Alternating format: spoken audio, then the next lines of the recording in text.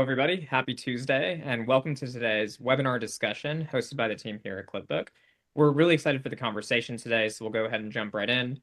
Michael, are you ready? I'm ready. Thanks for having me. Awesome. We'll start with some really quick introductions. To introduce myself, my name is Adam Joseph, and I'll be your host today. I'm the founder and CEO here at Clipbook. We are an AI research and analysis platform for communications team.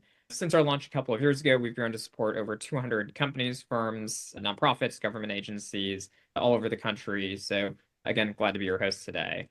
Today's conversation is one that I'm particularly excited about. Our topic today is modern PR mastery, Michael Kempner's blueprint for building iconic brands.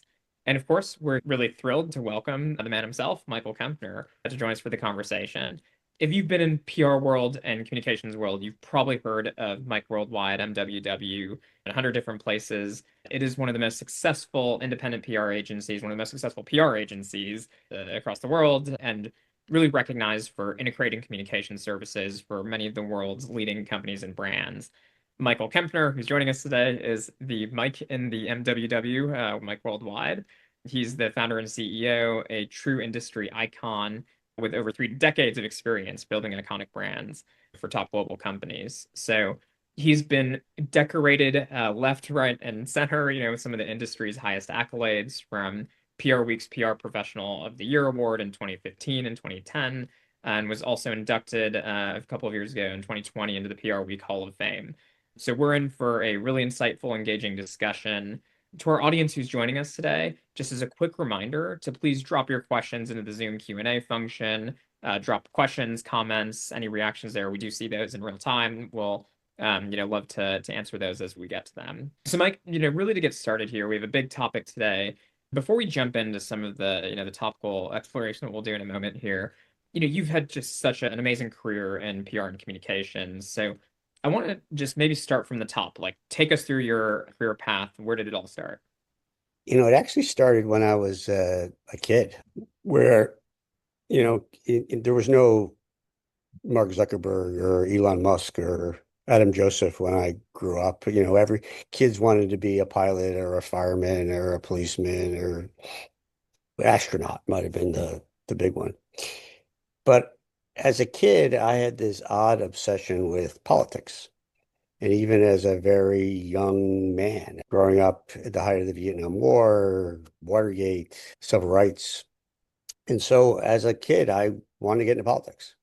And so that was a passion of mine that led me to going to school in Washington, D.C., and spending almost 10 years in politics, from being a chief of staff to a congressman to special assistant to a governor, a deputy finance chair of the Democratic National Committee.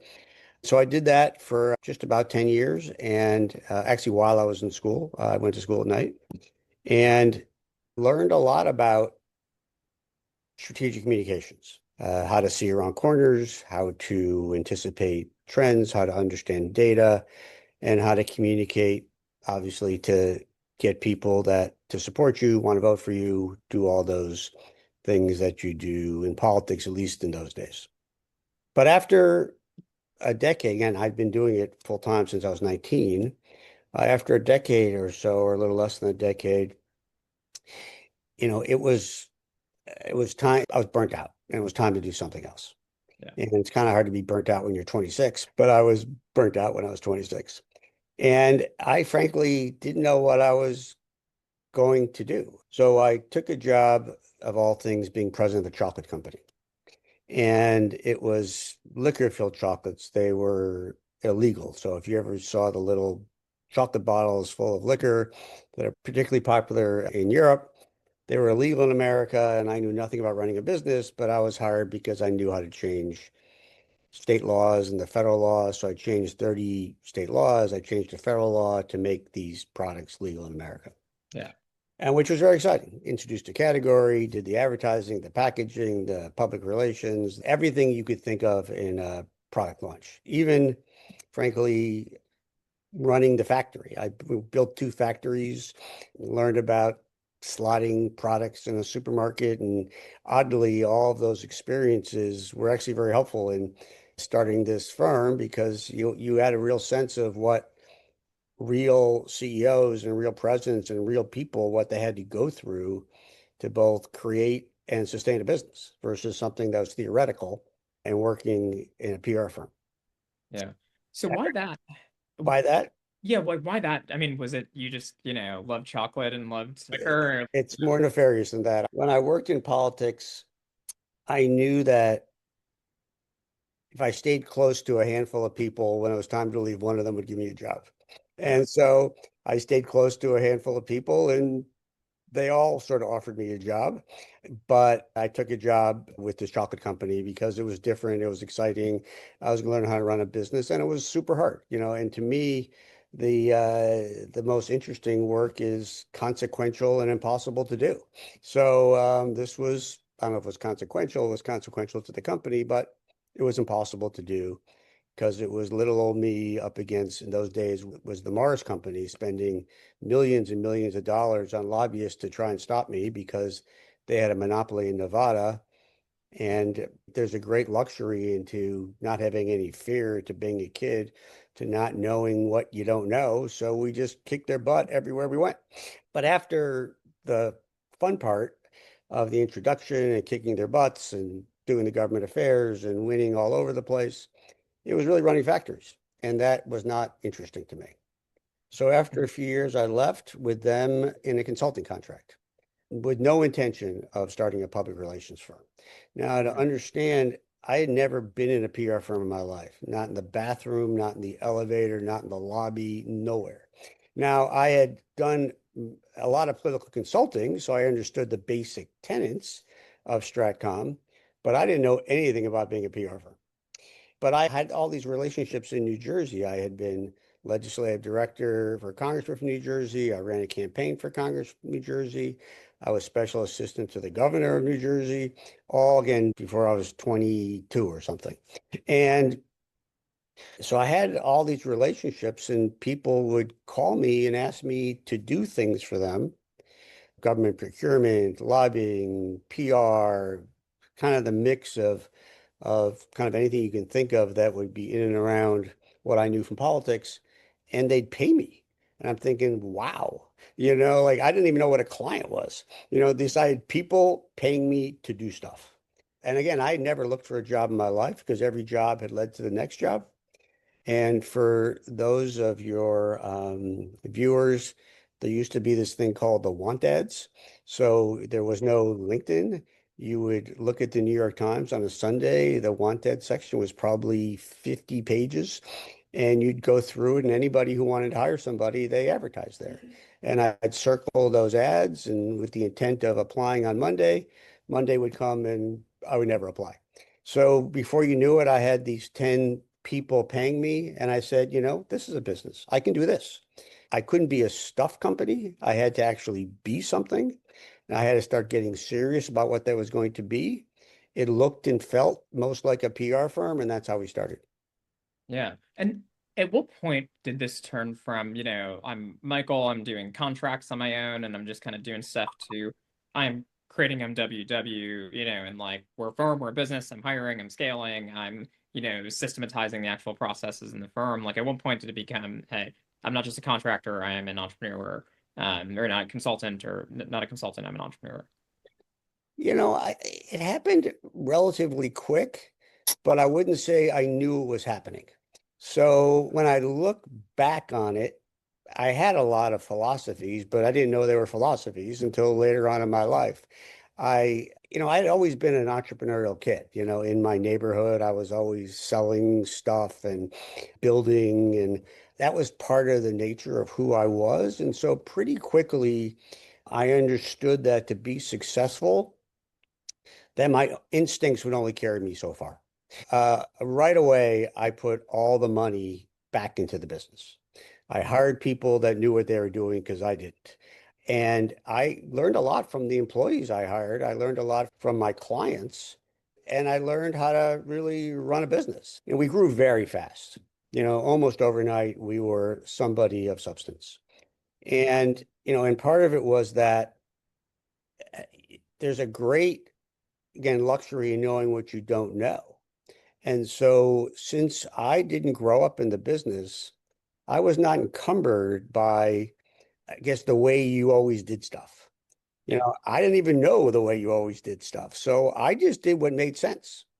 Today I have a philosophy and actually run the business on a very simple philosophy that's hard to do, but simple. And that is, if it makes sense, do it. If it doesn't, don't. Now, that's how I ran my business even back then, but I didn't know it was a philosophy. So I would look at my clients or the people that were paying me money, and I would say, like, what makes sense? And people would say, you can't do that. I'd say, why not? They'd say, well, because you're not supposed to. I said, why aren't you supposed to? Because you can't do it. I said, well, why can't I do it? I said, well, we're just going to try this. It was all legal, ethical, and Yeah. we just did what made sense. And people that had hired firms and they were still trying to solve their problem 3 years later, we'd solve it in 3 weeks. I knew a lot of people. I was well connected. I hired some really smart people. And we just went out and did what made sense. We were very successful very quickly and grew rapidly. The next most important piece was, but truly, this is an era before computers. There was barely fax machines in those days, if people even know what a fax machine is. I had one red IBM Selectric typewriter and a desk, and which I'd stolen the typewriter from my job before. For the And chocolate factory or well, it's sort of like I actually stole it from politics, brought it to the chocolate company, and then took it with me. still again. Yeah, Okay, got it. and I, That thing's gonna follow you around, so you know, but that's most people on this never even seen a typewriter, probably except in the movies. yeah. And so I literally, it sounds like something out of a movie, but I actually figured out whether we're making money, losing money, how much money I needed, literally on the back of a napkin or back of a piece of paper. I had these 10 clients, they're paying me this much money, it equaled X. I had these expenses, it equaled Y. If I was billing more than my expenses, I was having a good year. But I didn't know much about P&Ls or balance sheets or finance. I was just this guy from politics who was bringing in more money than he was putting out, and doing great work for our clients. But the big change was when I was about $5 million, which took maybe a year and a half or something to get there. I hired a CFO. I hired somebody who knew more than me, and he was instrumental in helping us turn it into a real business, understanding profit and loss, understanding billing and billability and all the things that come with that. And that was really our first stage in growing up. I mean, the one thing that was important, and again, still a philosophy today, I always wanted to hire people that were smarter than me. So I might have a big ego, but not when it comes to that. I always figured if they weren't smarter than me and if they weren't better than me at what they were doing, then I'll just do it myself and keep all the money. But I knew that was not a prescription for success. So even from day one, I hired people that were better than me, and the CFO was a material change to how we became an adult company.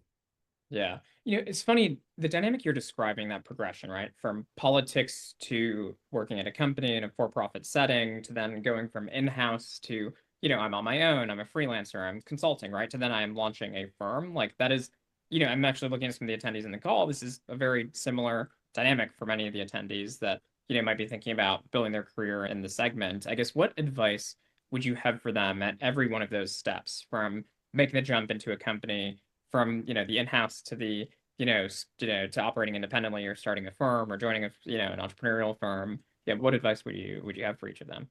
Well, on the first one, would be, working both in politics and working at the chocolate company.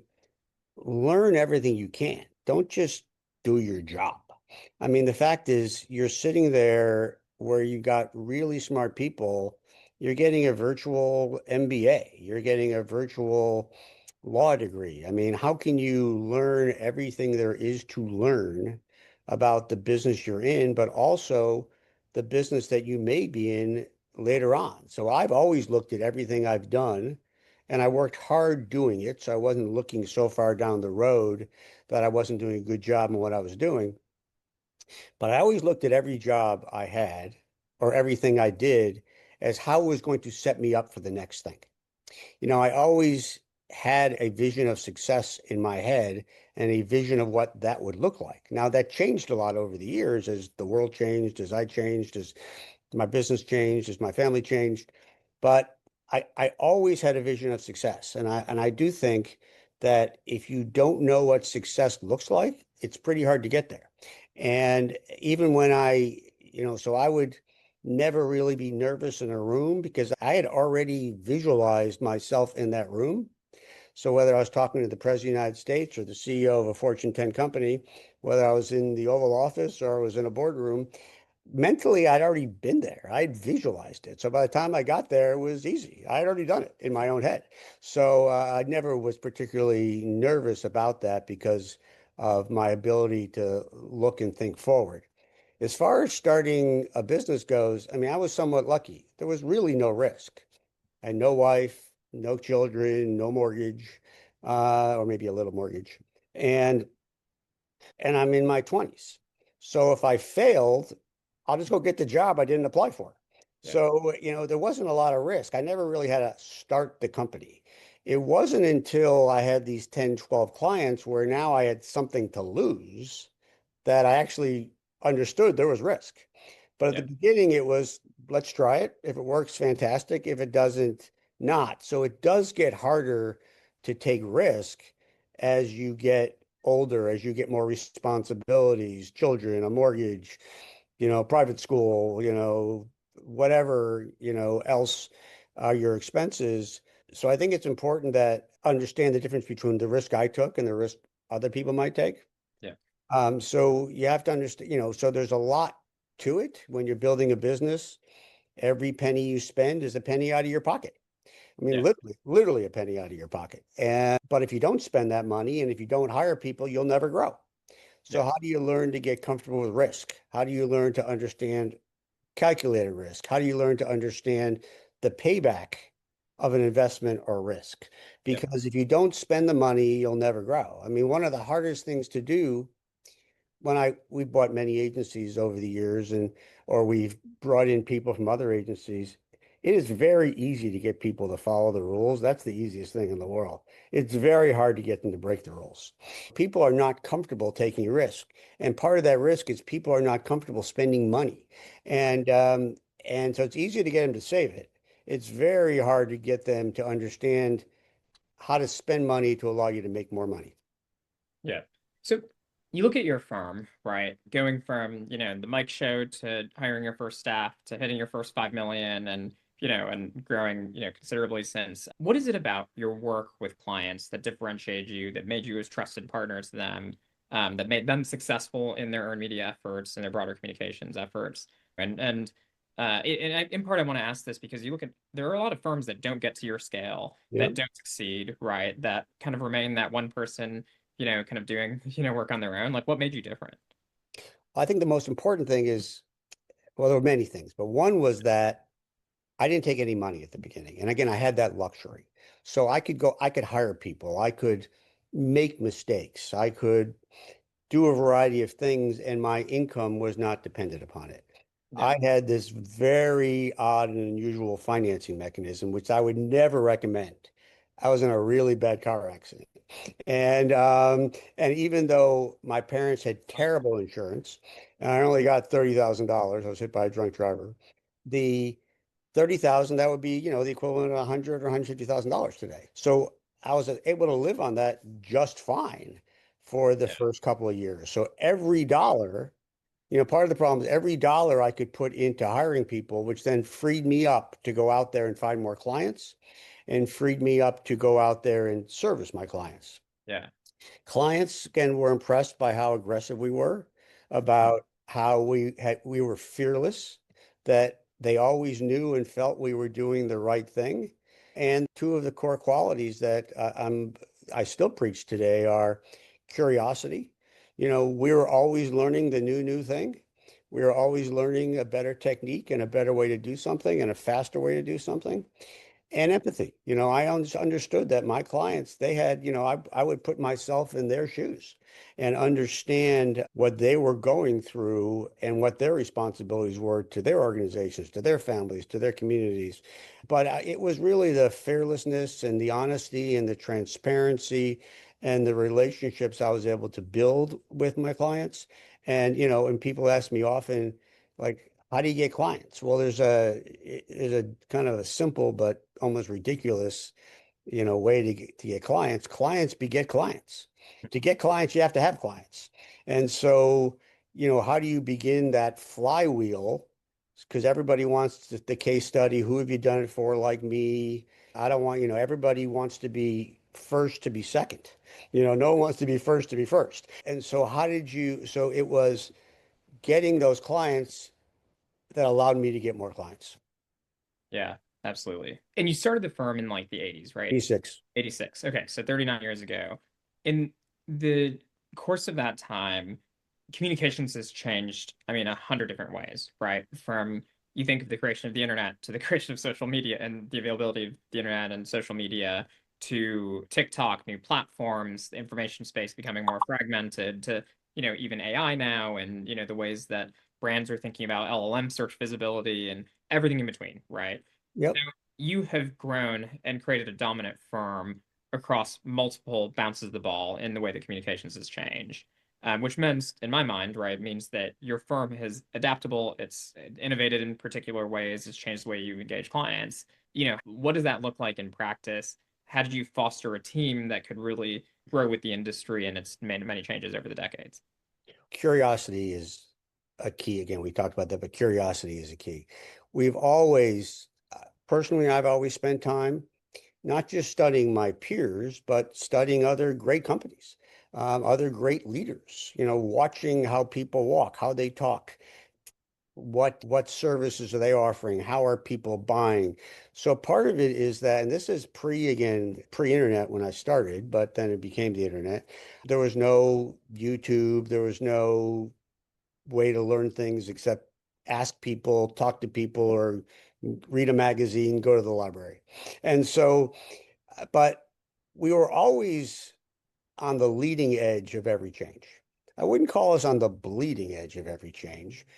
We are more of a fast follower.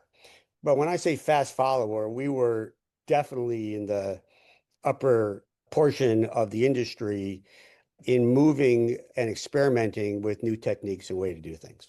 When, we had one of the very earliest internet practice. I don't even know what they're called in those days, but social media practice in those days. We didn't really know what we were doing.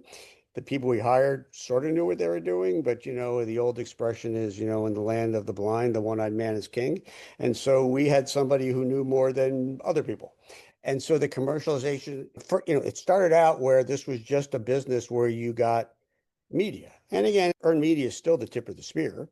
But what earned media looks like today is very different. I mean, you would get it in magazines, you'd get it in newspapers, and it was actually fun in those days. You'd have to go down to the New York Times at 3 o'clock in the morning, Yeah. and when the paper would come out for the first truck to deliver it, you'd grab one, but there was no fax machine, so you'd grab one. Mostly to make sure they'd spelled your client's name right so you didn't get in trouble. You would cut it out. You would take a glue stick and you'd glue it on a piece of paper. You'd make a copy and mail it to the client. Yeah. And It was called the Clipbook, by the way, yeah, right? correct. It's called Yes. the Clipbook. It's That's called the right. Clipbook. Yeah. And how you measured your success to a large degree was something we used to call the thud factor. So we'd meet with the client once a month. We'd take all the clips, we'd put them in a book, clipbook. And if it made a big thud on the desk, you had a good month. There wasn't really measurement as much in those days. It was very subjective. It was really a quantity game. But then obviously through the internet, and we used to have something called a blogging practice because people were afraid of blogs. And so we were very early on in creating campaigns in social and digital media. But again, recognizing that earn was still the most important. But what was earned was beginning to shift. Then the internet gets highly commercialized.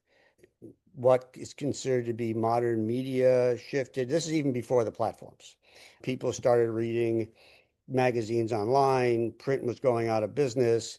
and it began to shift on how you would pitch and look at a story and how you would create the early days of very early days of creating content.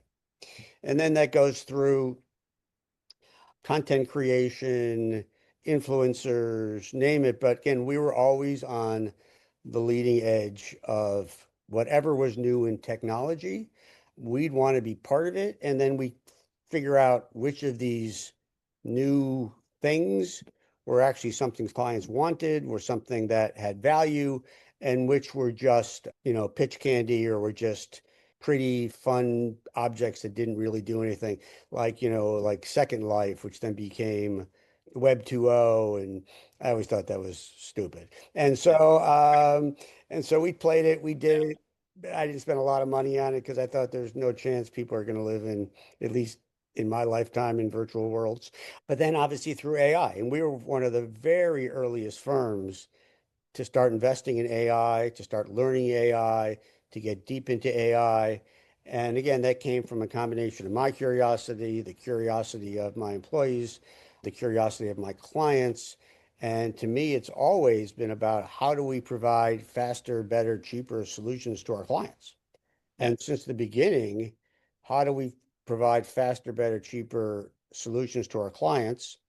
And then how do we provide, more precision in our recommendations? And at the beginning, it was based on sort of just art. And then as time came on, it was a combination of art and science. So what is kind of the human element, but then Yeah. became data. This is even before AI. And now with AI, there's reams and reams of data, which has its own problems. Like which data do you look at? Which data do you believe? But by having the right data tools and the right AI tools now, it allows us to create great insights. We're insight obsessed. And that insight allows us to create greater precision in our recommendations to clients, Mhm. and greater measurability, which then, if we're smarter in our client recommendations, then the probability of outcomes is stratospheric. We're going to be able to really have a significant ability to predict outcomes and have a greater probability of outcome. And in an era where, it's tough to be a marketer, there's a real crisis of confidence. Again, too much data, they don't have the same AI tools we have. Very few companies are giving their internal people the budgets or the manpower to use these AI tools. They don't have necessarily the same level of data scientists and analysts and strategists that we have. And so, and then obviously you make a mistake, the consequences are very high. You likely lose your job. Your stock price goes down, all sorts of issues today. Mistakes today have big consequences, where upside, you get patted on the back. Downside is you lose your job. And so it's our job to help our clients get past the crisis of confidence and give them the precision and predictability that gets them at least closer to certainty. Yeah. And with that, let's say you're talking to a client, they're looking at 2026 and starting to think about their strategic plan for 2026, right? Comms is changing in 100 different ways. They're thinking about some of the active changes in the industry. I mean, what are the two or three major changes that you're anticipating, big dynamics that are going to shape the industry over the next year? Well, obviously, anybody's going to use AI. So again, but it's about what's your hypothesis on how to use it. Just like other people, we ran to AI without even knowing what we were going to do with it. So it's really important to understand your hypothesis and how you're going to use it and what you're going to do with it. And again, it's going to impact every part of your business. The first thing we did here was not even a client facing tools. It was how do we run our business better? It was creating our own data lake internally so we can run our business better. And then we went to a variety of AI tools for how do we service our clients better. And again, we're only in the first hour of the first inning when it comes to this. So obviously, there's new solutions every day, like Clipbook. So how does Clipbook come from nothing to, frankly, beginning to dominate an industry when you couldn't have even existed a year or two ago? Yeah. So there's a variety of those things. One of the biggest and most challenging pieces of what we do and how clients need to think differently is what is the modern media ecosystem? What is the new top tier? Because if you look at consumption studies and you look at out of 1,000 people, how many people in Gen Z read the Wall Street Journal, the number is zero. I mean, Yeah. not one, it's zero. And so there's still too many boardrooms and executives and marketers who are still thinking,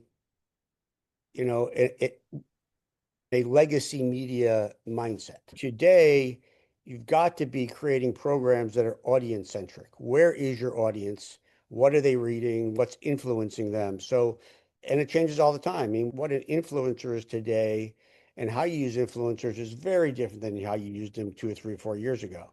How do you target them? Which is the right influencer? How do you use data and technology to make those decisions?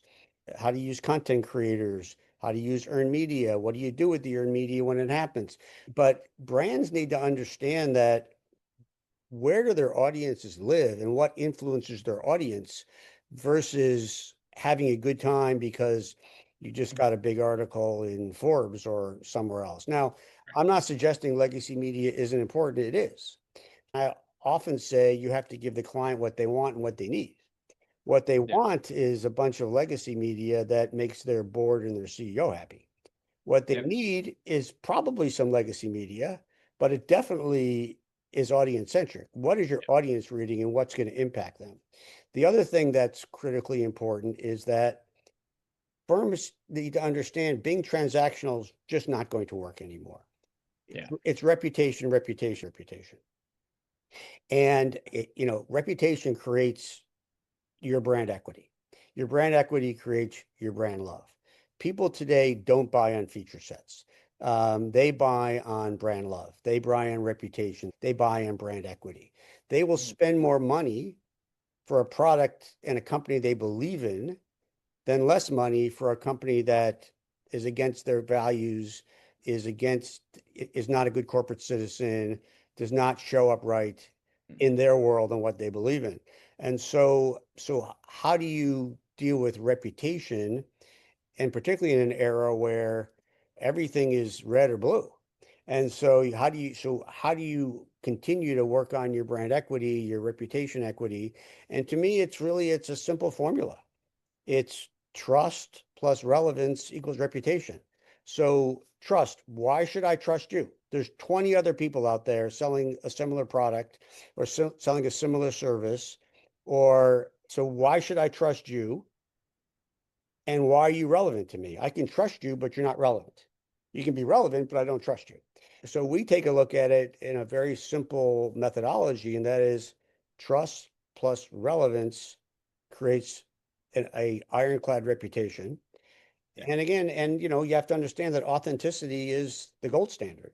People can see inauthenticity, they can smell it 20 miles away. You have to be authentic to your brand, to your consumers, to your stakeholders, and particularly to your employees as a core stakeholder. Absolutely. And one of the things you touched upon is what is the position, the importance of traditional earned versus, the long list of other media assets that a brand might engage with. And there's a lot of discussion now around how does earned impact LLMs, GEO, LLM search visibility. Mhm. So I'd love to hear, what are you advising clients on in terms of the intersection of those two? What should be their focus? How are they thinking about it? What's your advice to clients at this stage? I mean, it was interesting. I was at a board meeting for a board I sit on this morning, and they were talking about they were getting their first group of consumers signing up for their product from ChatGPT, and from the LLMs. So there's very little I would argue today more important than having your LLMs represent your brand properly. It's Yeah. not just bad versus good, which is obviously critically important, but does it tell the brand story in the way you want to tell it? We have an extraordinary AI tool that can analyze across 50 different LLMs, recognizing there's only a handful that really matter, but against your competitive set, against any competitive set you want, actually, and it will measure you for a whole series of reputational markers. And it will not only tell you where you stand based on what the analysis of your LLMs are, where do you stand against your competitors, but it'll also tell you exactly where the information is coming from. And Right. today it's coming from a couple of places. I mean, it's coming from your Wikipedia page. So all of a sudden, Wikipedia is, people were not spending a lot of time on that, but Wikipedia is back and stronger than ever. Reddit, which a lot of companies don't pay attention to, is a huge impact, at least today in LLMs. Earned media, and then you can even analyze which earned media, whether it's the New York Post or the LA Times or some obscure website. In my business, there is a variety of, I don't want to call them fake lists of PR firms, ranking the best firms, but I can tell you, I've never heard of the top 10 agencies. It's a pay for play. But even those pay for plays are having a big impact on the LLMs. So, what is your strategy around those? To understand what your LLMs are saying, it needs to be monitored in a 24/7 environment to understand where the information is coming from. And then how do you make sure that your brand is coming across the way it needs to come across in a LLM world? Yeah. To that end, you go into the different earned media channels and the own channels, right? They're being referenced to the MLMs. I think there's still a fundamental question even preceding that, which is what is the narrative, the actual brand content that you're bringing to each of those channels? So I'd love to hear from you. I mean, Mike, you've been part of telling the stories of some of the most pivotal brands in the country and in the world. What are your core philosophies when working with the client and how to shape their brand narrative? Well, again, I mean, so I'll go back to trust and relevance. So it all comes from there, but it's authenticity. The fact is that purpose-driven communications, understanding reputation as a currency, the belief that truth and transparency drive influence, those are all core parts of my philosophy and the philosophy of this agency. I mean, your reputation isn't just what you say it is, it's how you show up in the world. It's what others say about you when you're not in the room. It's built on substance, accountability, action, not just kind of narrative polish. What are your strategic principles? What is your purpose? Purpose as a business imperative. I know we live in a world where, people look at purpose now as a bad thing, DEI, sustainability. The reality is that it may be a bad thing in the national conversation and national discourse, but the reality is it still matters a lot to your stakeholders. So anybody who thinks by getting rid of D&I, anybody who thinks by getting rid of purpose, by getting rid of sustainability, that they're going to be helping their brand is fooling themselves because these are the things that still matter most to your stakeholders. It may cause you a problem with the current administration, but from a stakeholder point of view, how you treat your employees is still the number one way they judge a company. What's your sustainability strategy? Um, what do you do for society? How do you show up in ESG? These are all things that matter deeply to companies. So, what is your purpose as an organization? We champion an earn first philosophy. Building influence through credibility than necessarily control.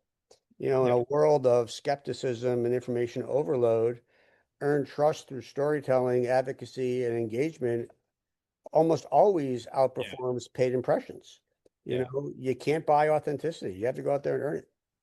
And I would love to hear, and no need to name names, but if you could tell us the story of how you've worked with one of your clients to really have that big brand impact moment or that big brand narrative moment, we'd love to hear if any come to mind.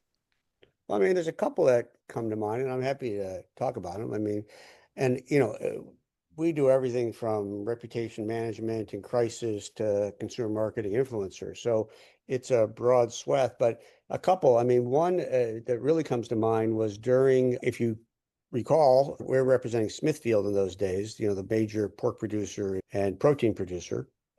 And if you recall, they had a factory in the Dakotas where everybody came down with COVID. And so it had a huge impact on the food supply of the country. So Smithfield at one hand was getting beat up because of what was happening in their factory, but at the same time, they were delivering more food and more protein than anybody else in the country at the risk of their employees, at the risk of the drivers, at the risk of the supply chain to keep America fed. So we spent a great time on that. In the protein space, Tyson Food. Smithfield is, for our audience members, I mean, Smithfield is like a 10 to 15 billion revenue business. It's one of the largest in the category. So this is like a pillar if you eat pork or you have pepperoni on your pizza or whatever, like there's a good chance that this it could Without Smithfield, there's no food supply. yeah. Another one was Tyson, where didn't want to be a chicken company anymore. They wanted to be an innovative agricultural business. Yeah. Now, innovation in food is actually not looked upon very positively. No one wants their food innovated. And so, how did we help Tyson go from chicken business that had significant environmental problems to a leading innovative food manufacturer? Yeah. So that those are just a couple of them. I mean, another How more, did you do that? I mean, what were the key parts of that strategy to the extent that you can share? well, it was creating a strong master narrative. It Mhm. was taking a look at a strong stakeholder mapping exercise, understanding what was the issue for each of these stakeholders. And again, as in many cases, what one stakeholder wants actually contradicts what another stakeholder wants. And so it was creating a unified master narrative around their story. It was understanding messaging by stakeholders, and then it was putting together a omni-channel multi-strategy plan to go out and sell the new messaging. Another one we did recently was Red Lobster in their bankruptcy. Red Lobster, Michael, you're making me hungry with all these yeah, yeah, examples. yeah. You Red know, Lobster but went bankrupt, and we did this fantastic campaign with Flavor Flav that you would not think you'd use in coming out of bankruptcy, but we did. yeah. And it was incredibly successful. And it's written about as one of the great crisis communications plans of all time. So I could give you examples in, like I just have in crisis. I can give you examples in consumer marketing, pick one and I can be happy to wax on poetically about important campaigns we've done. That's funny. I didn't have Red Lobster and Flava Fave being on my like bingo card for this discussion, but love. Also, just a reminder to our audience members, if you have questions, use the Zoom Q&A function, drop them as you think of them. We're happy to get into those. So one audience member to that end, Michael, had actually asked, looking at some of these companies that have kind of been doing the same thing for a long time, right? Maybe a decade of just traditional earn, traditional story to now, hey, the information space is changing. We have to do all of these different omni-channel approaches. We're thinking about LLM visibility. We're thinking about, maybe even new narratives to reflect the business. Tactically, how do you get the client to transform themselves and to innovate and to really move their strategy along when they've been maybe sometimes, stuck in their old ways? Very difficult. The fact is that often the firms are ahead of their clients in how to impact stakeholders. And again, we talked about a crisis of confidence. So sometimes it's very difficult for people to have the courage to move it forward. Many times they have, CEOs or bosses that are stuck in a different era. So part of our job is to bring that data.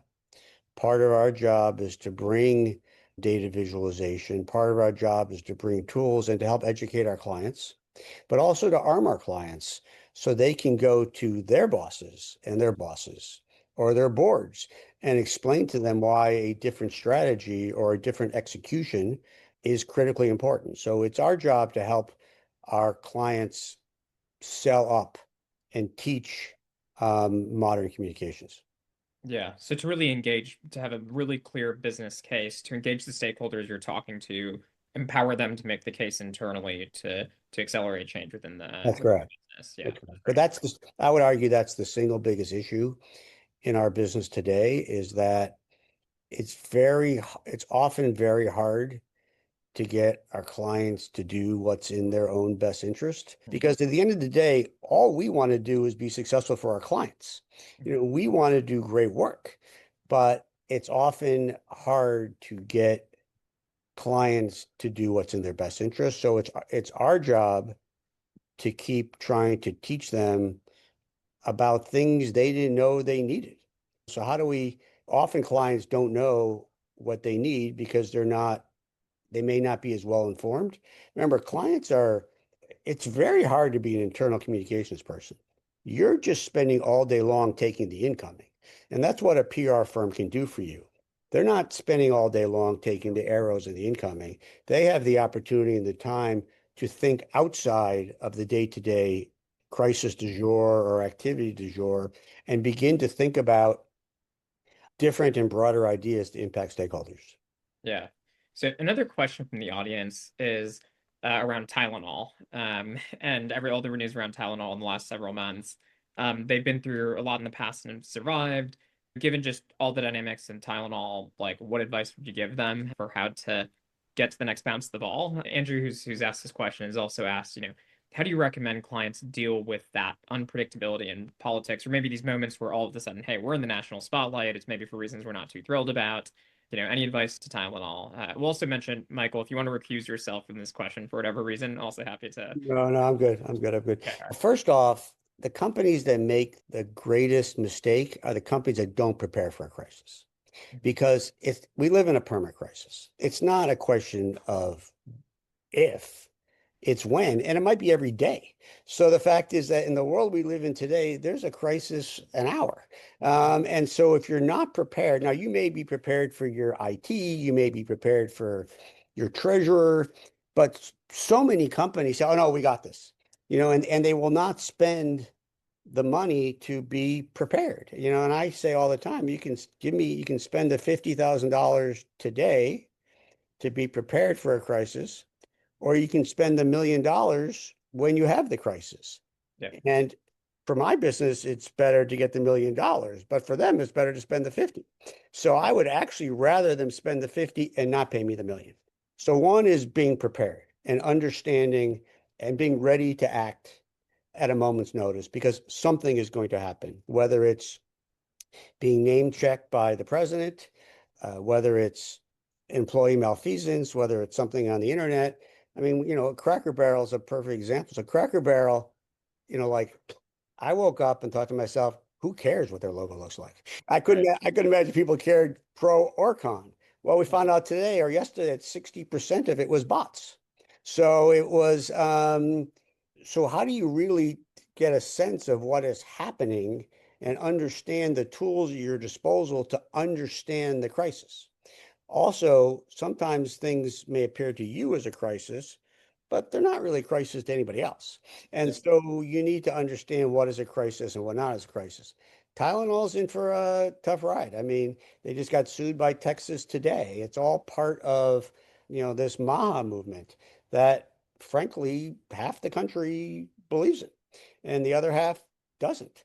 Again, I would go back to what I said, understand how do you message to each of your stakeholders and continue to message. Tylenol is going to have to look at influencers. They're going to have to look at other ways to communicate. They're going to have to bring third-party influencers involved who are going to be able to fight back.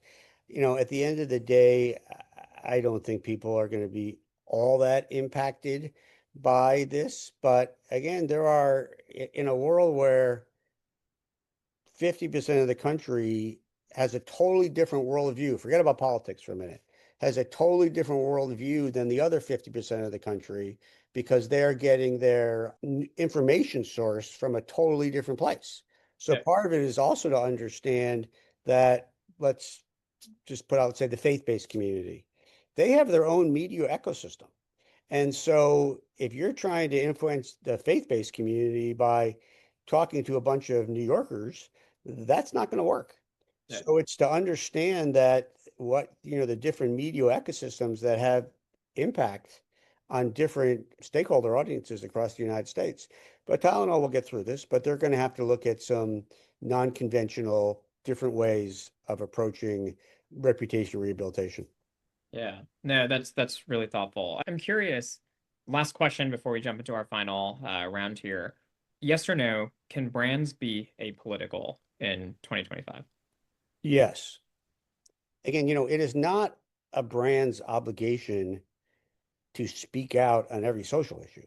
I Mhm. mean, they're businesses. Now, it is their obligation to live their values. But unless it's core to your value, I would argue you shouldn't speak out. And then what you say internally, you can talk to your employees, but you don't have to say it externally.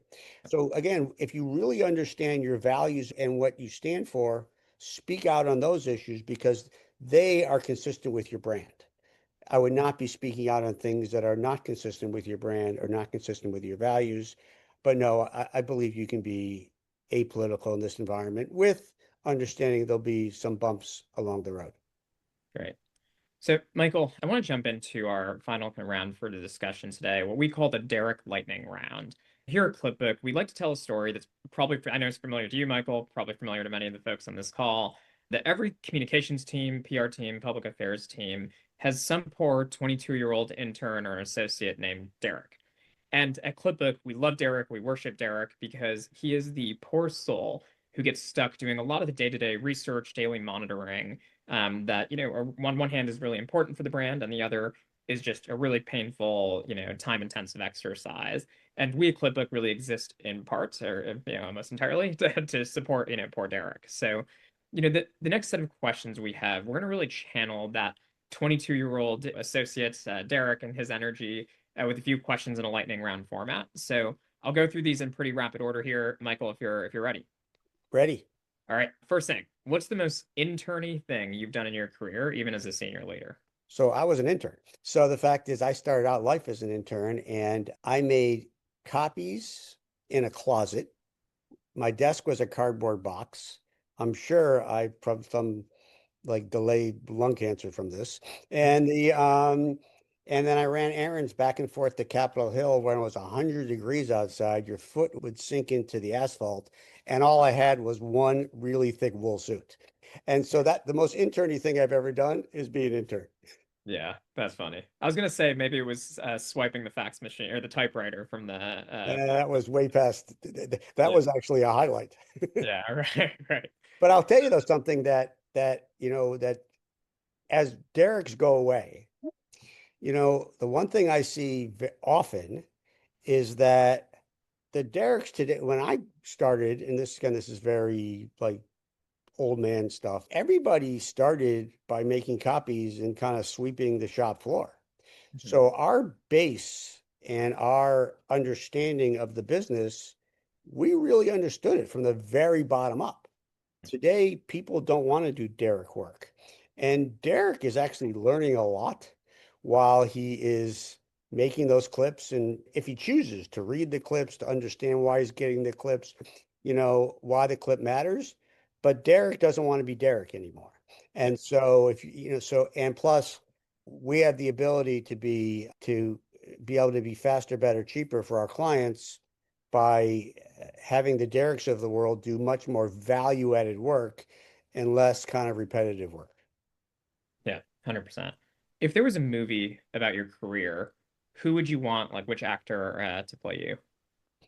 I think everybody would probably want George Clooney because he's Yeah, George Clooney. So and I do kind of like associate with Michael Clayton, yeah, but I'd maybe John Hamm because John Hamm has got that intellect, understanding of the modern marketplace, but he's still got this kind, empathetic everyman in his soul. So maybe John Hamm or Jeff Daniels, who seems to have a real North Star and does things because they're the right thing to do versus doing them because they're popular. So maybe a John Hamm, Jeff Daniels mashup with George Clooney as the overriding star.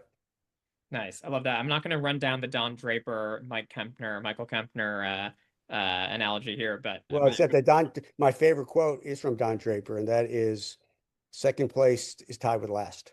So yeah, that's my favorite Don Draper quote. that's funny. If MWW had a mascot, what would it be and why? I think it might be a bridge. with one side being trust, the other side being relevance. And it's really our job to help clients meet in the middle of that bridge, but also use that bridge as a way to go from client or issue or person to stakeholder.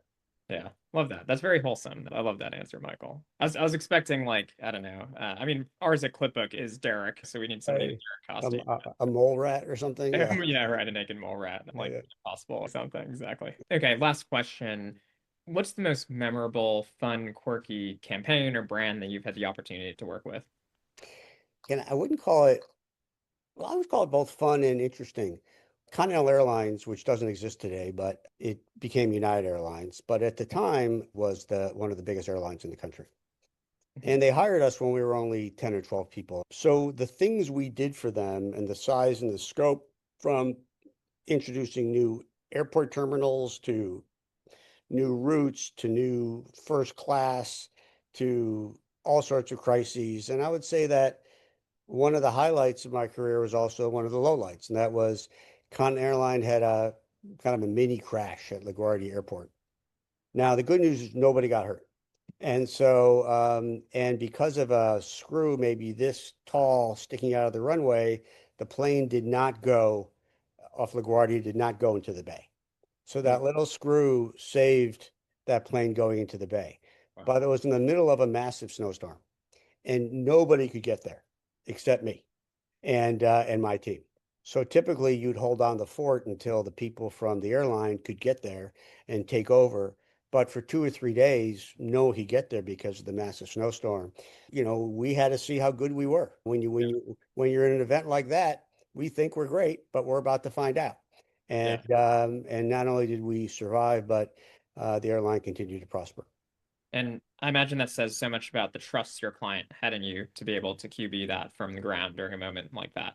Uh, Yeah, I would hope so, and I would think so. And yeah, we had developed that level of trust. But it's also fun to represent Dairy Queen or Subaru, or we did one of my favorite things we ever did was Subaru's all about love, right? That they're all about love, brand love, just love for their stakeholders, and and animals, and particularly dogs. And Subaru owners over-index to dog owners. Well, we found out that there was no standard for dog harnesses like there is for seatbelts.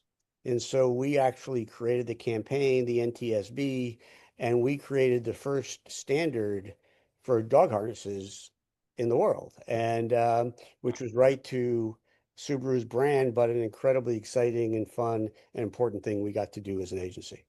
yeah. Wow. Terriers and shepherd, German shepherds everywhere. Thank you for that. So yeah. That's why we're here. Well, it looks like we're right out of time. Michael, this was such a treat. Thank you so much for joining us. Before we run, we have a final plug. For those of you on this call, if you're part of a media team, part of a public affairs team, or in comms and PR, our team here at Clipbook would love to meet you. We are an AI research and analysis platform. We're there to support the Derricks of the world. We automate your desk research with a high degree of comprehensiveness and precision. Reach out anytime at clipbook.com. Reach out to me personally, Adam at clipbook.io. Again, thank you all so much for joining us and have a fantastic afternoon.